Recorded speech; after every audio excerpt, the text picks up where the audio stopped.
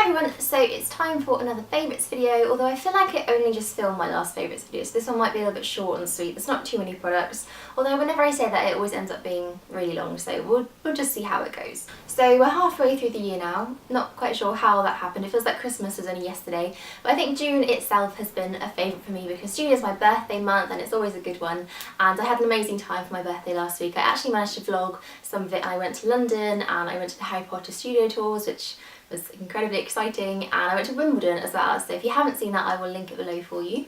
Now, I don't really tend to be all that negative in my videos and talk about things that I didn't like or didn't get on with just because I feel there's not really much point mentioning them, but there were two things that I used this month that I was kind of excited about and really wanted to try, and they actually turned out being really bad, I guess you could say. So I will show you them quickly because they do lead on to another favourite, but these were the Dove Advanced Hair Series Oxygen Moisture Shampoo and Conditioner, and I saw these, I thought they were quite new, they were on a new stand in Boots, and they just looked really exciting as shampoo and conditioner can be, but I was really interested in them, and they're supposed to be very moisturising. It says gentle cleansing, giving natural volume, moisture for instant smoothness without weighing hair down, so moisture and volume is definitely something that I look for in my hair products.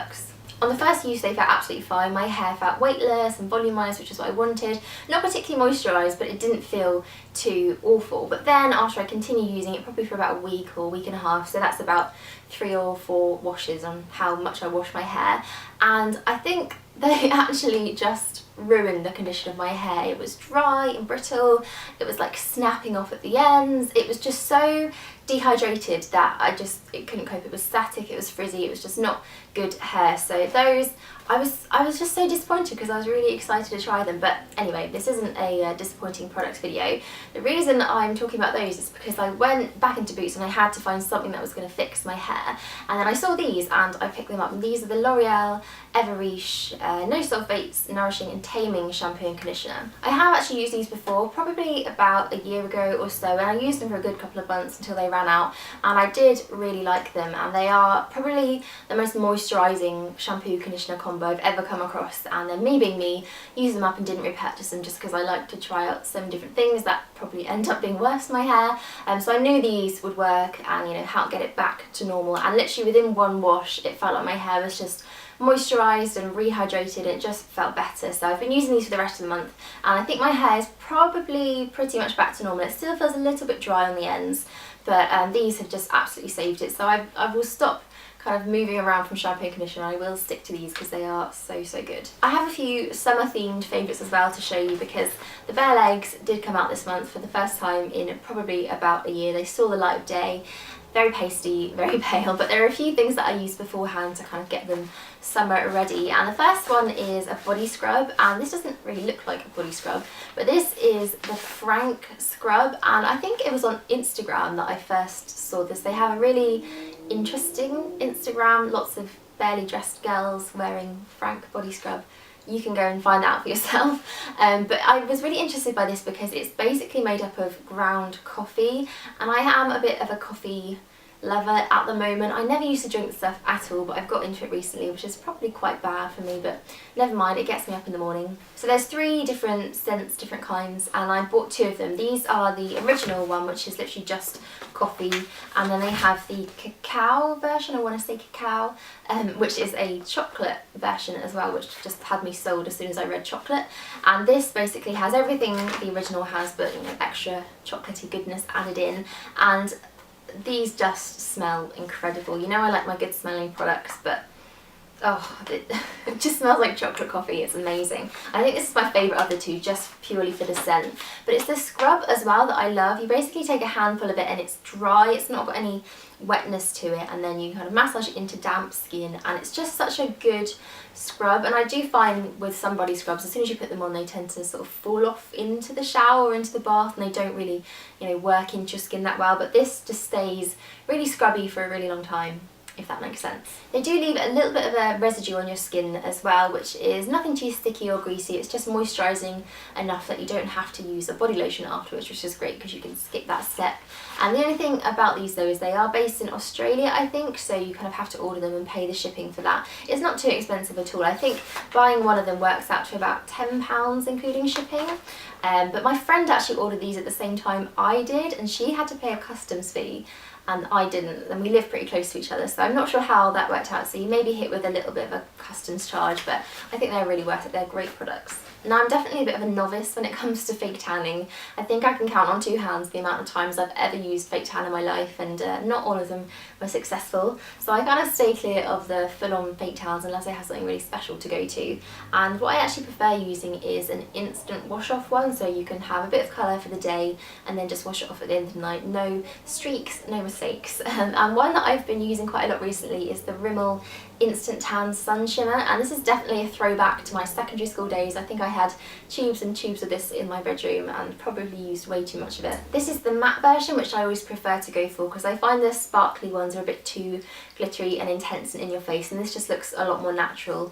And it's also the water resistant one too, so if you do get any splashes of water on your legs, or if it does start raining, because in England you never know, I usually just put a little bit of this onto a tanning mitt and then just buff it into my skin, and I find that's the easiest way to use it. So a couple of months ago I bought a few skincare bits from Chapman, and I think I mentioned them in a Space NK haul back then, but I really wanted to try them out and test them for quite a long time and see how they worked for my skin, because they were quite expensive, so I wanted to make sure they were really worth the money. And one of them I'm really not that sure about. My skin didn't really like it when I put it on, and I just haven't really got to grips with using it, so I will carry on and persevere with that. But the other I absolutely love, and it's the Skin Assist Intense Hydrating Booster, and this is one of Chapman's serums. I think there's 3 in the range, but it's just absolutely beautiful. And I did mention in the Space NK haul that I did, where I talked about this, that it was very similar to Hydraluron from Indeed Labs, which is one of my all-time favourite products. It's got a very similar, almost gel-like consistency to it, and it literally sinks in as soon as you put it on your skin,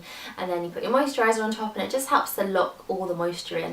And I honestly think this is probably just 10 times better than Hydraluron. It's just an extremely souped up version of that, and it is a lot more expensive, unfortunately. So Hydraluron's still great for a slightly more budget friendly option, but this I just love. I think it's made my skin so much softer, and it just feels plumped and nourished, and I feel like my makeup goes on so much better as well when I'm actually using this. And I've kind of been using it more in the mornings, and then I use my Estee Lauder Advanced Night Repair in the evening, but then I have been skipping that sometimes and just using this day and night because I just love it so much. So that has been one of my absolute favourites this month. So moving on to a few makeup favourites, and the first one I have is the Max Factor Facefinity All Day Primer. And I'm so forgetful when it comes to primers, I never remember to put them on, but I think now that we're coming into summer, my skin is just a little bit oilier, my makeup's not lasting as long, so I definitely need to wear one. I don't really have that much luck with primers. They seem to be either too slippery and silicone based, or they're not mattifying enough for my skin, or then they're too mattifying and dry it out. And I think because I have sort of combination skin with oily patches and dryness as well, it's kind of hard to find the right balance for it. But this one is nice because it's very thin, it's very silky, it's not too slippery and silicone feely and too like gel-like. It's almost like a thin lotion, but it just goes on really nicely. It feels quite hydrating once it's on, so I let it sink in for 30 seconds, a minute or so, but it does take away any shine and mattifies down any kind of greasy areas, but not so much that your skin looks very kind of dry and very dull. I wouldn't say it lasts all day like the name suggests, but then I don't think I've ever found a product that lasts from 8 o'clock in the morning till 6 o'clock at night without having to be touched up. So I'm happy with this one, and I think it's a really good price as well for kind of a more drugstore-y type primer. It's under £10, I'm sure, so that's been a definite favourite this month. I talked quite a lot in last month's favourites about bronzers and warming up my skin and just embracing a bit of a summer glow, and I think it was Benefit's Hoola that I mentioned then was my favourite bronzer of last month, but I've actually found one I think I slightly prefer, although I'm still not sure, but it's the Body Shop's Honey Bronzer, and I actually used this in my last Get Ready With Me video, and it was the first time I'd used it actually on camera while I was filming it, so you kind of got my first impressions, and I did really like it. It's just a matte bronzer. It's quite a pale shade. I have the shade number 2. I think there is one lighter as well, but it's rare to find a bronzer that is this sort of pale colour. I think it's nice because you can really build it up and you can't ever put too much on. It's really finely milled, very smooth, and it just blends seamlessly onto the skin, so another definite bronzer favourite and more of a budget friendly option as well, this one. And then this wouldn't be a proper monthly favourites video without mentioning a lipstick, so I have this one here. This is what I'm wearing on my lips today, and it's MAC's Vegas Vault, and I've had this for such a long time, but I always find myself bringing it out during the summer when the sun comes out and it's just a bit warmer. It's a really pretty, fun kind of corally summer shade, so that I've been wearing a lot. The one thing I find with it is it bleeds so badly, and I don't have particularly wrinkly lips or anything like that. It just tends to kind of bleed out within an hour or so of wearing it, so I make sure I'm always wearing a lip liner with this one. And the MAC lip liner in Lasting Sensation actually matches with this perfectly, so those two I've kind of been teaming together quite a lot. And those are all my June favourites, so I hope you enjoyed watching that. Let me know what your favourite product was this month as well, and I will see you all soon.